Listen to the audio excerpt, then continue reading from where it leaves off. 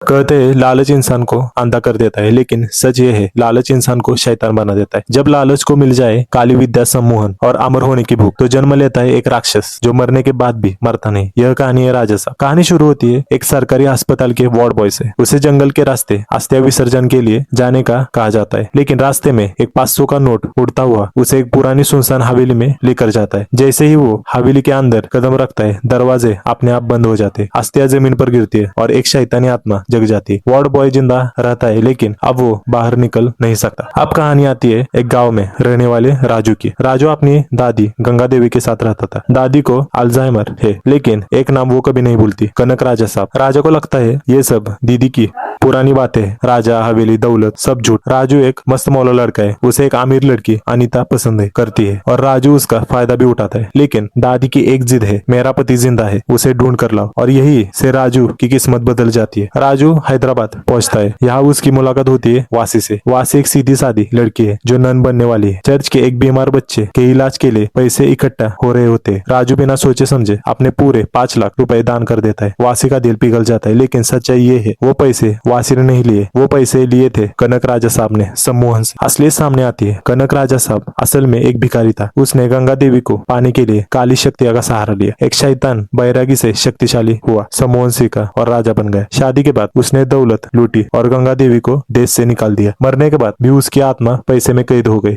राजू उसी शापित हवेली में पहुंचता है। यहाँ डर सिर्फ भूत का नहीं था, यहाँ दिमाग पर भी हमला होता था। सच और झूठ का फर्क मिट जाता है। हवेली का एक भ्रम की दुनिया बन जाती है। एक मनोवैज्ञानिक आता है, डॉक्टर सेल्वी। वो बताता है यह आत्मा सम्मोहन और भ्रम का इस्तेमाल कर रही है, लेकिन डॉक्टर सेल्वी इस लड़ाई में मारा जाता है। कनक राजा साहब राजू को यकीन दिलाता है कि उसकी दादी अस्पताल में है, लेकिन सच ये होता है राजू जो जलाता है वो दौलत नहीं है, उसकी दादी होती है। राजू टूट जाता है। राजू अपनी आंखें बंद करता है। दादी की आवाज आती है, तू देवी का अंश है। राजू 5 तत्वों की शक्ति जागरूक करता है, अग्नि, जल, वायु, पृथ्वी, आकाश। कनक राजा साहब और बैरागी मिलकर एक दानव बन जाते हैं, लेकिन राजू उसी अंधेरे में शैतान को खत्म कर देता है जहाँ से वो पैदा हुआ था। कनक राजा साहब का अंतिम संस्कार होता है। दादी अपनी बीमारी की वजह से राजू को पहचान नहीं पाती। राजू रोता नहीं, बस चुपचाप मुस्कुरा देता है। अंत में एक रहस्यमय इंसान दिखाया जाता है जो अगले पार्ट का संकेत देता है। लालच कभी मरता नहीं, ये बस चेहरापन लेता है और कुछ कहानियां खत्म नहीं होती, वो दोबारा शुरू होती है। आप देख रहे हैं 5 मिनट्स ऑफ